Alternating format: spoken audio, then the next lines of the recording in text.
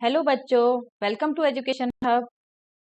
आज हम हिंदी की कक्षा 1 की हिंदी की पाठ्यपुस्तक सारंगी की इकाई 4 का पहला पाठ करेंगे, जिसका नाम है मेला।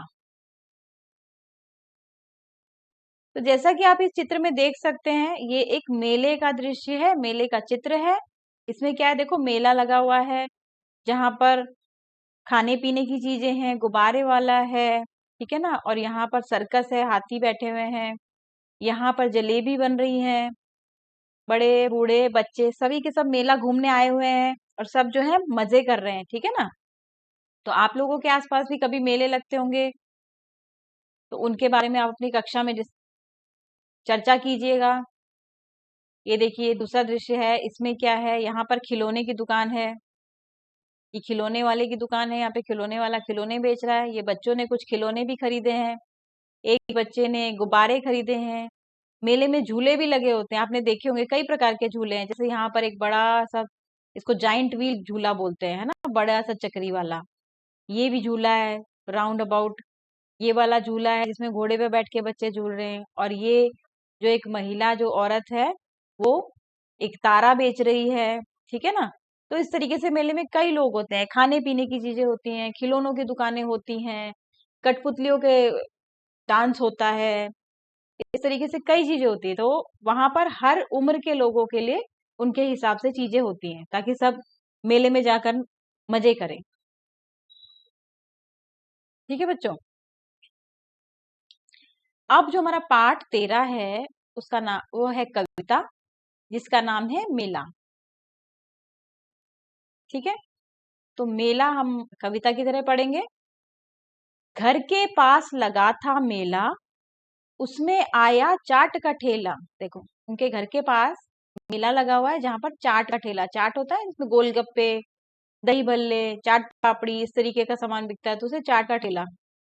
हमने जाकर खाई चाट, ऐसे थे मेले के ठाट। और बच्चों ने क्या करा, वहां गए, चाट पकौड़ी खाई। और मेले के ये ठाट का मतलब मेले में ये मजा है कि आप चाट पकौड़ी खा रहे हो, जाके वहां पे ठेला लगा हुआ है।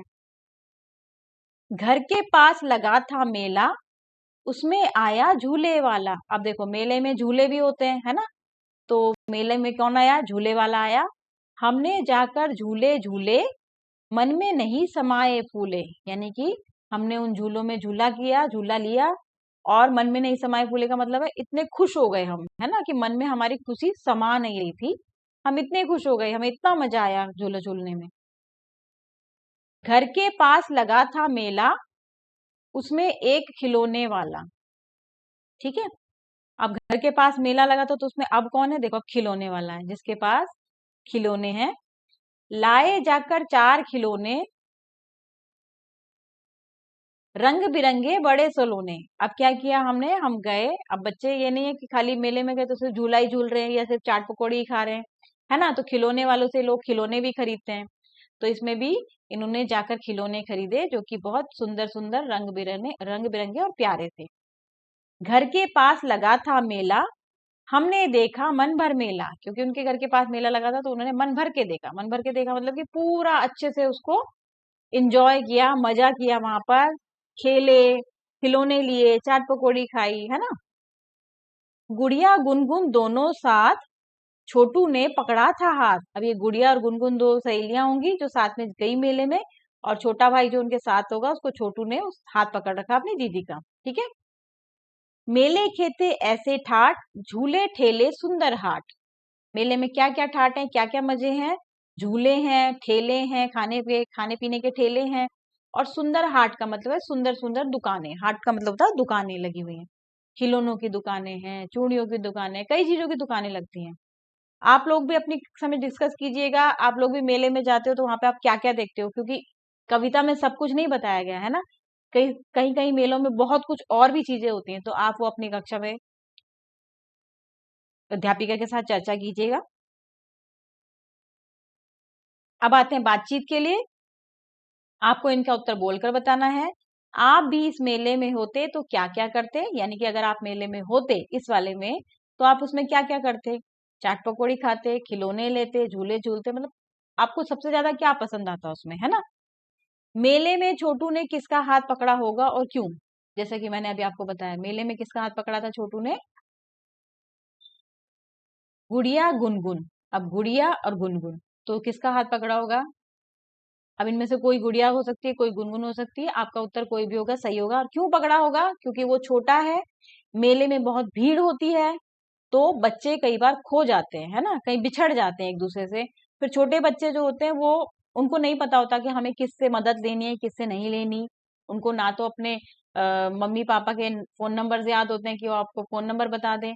तो इस वजह से छोटे बच्चे जो है, बड़े जो भी उनके साथ बड़े जाते हैं उनका हाथ पकड़ कर चलते हैं, और चलना चाहिए, ठीक है ना। चाट के अतिरिक्त ठेले पर रखकर क्या क्या बेचा जाता है? अब ठेले पे क्या क्या बेचा जा सकता है? चाट बेची जा सकती है, मिट्टी के खिलौने बेचे जा सकते हैं, और ठेले पे आप देखते हो कई चीजें बेची जाती है ना। ये इसमें मेले में नहीं लिखा है, इसमें आप क्या क्या कहाँ कहाँ देखते हो ठेले जिन पर कुछ रख के सामान आदमी बेचते हैं, ठीक है। आप अपने यहाँ लगने वाले मेले के विषय में बताइए। अब आप यहाँ कक्षा में अपनी, आपके आसपास कोई मेला लगता है और आप उसको देखने गए हैं, तो उसके बारे में आप बताएंगे।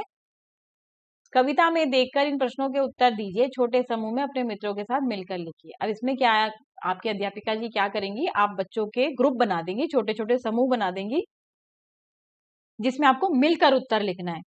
मेला कहाँ लगा था, उसका उत्तर देंगे। उसके लिए आपको क्या करना पड़ेगा, जो हमारी कविता है उसको अच्छे से पढ़ना पड़ेगा, है ना। गांव में मेला लगा था। बच्चों ने मेले में क्या खाया? बच्चों ने मेले में चाट खाई।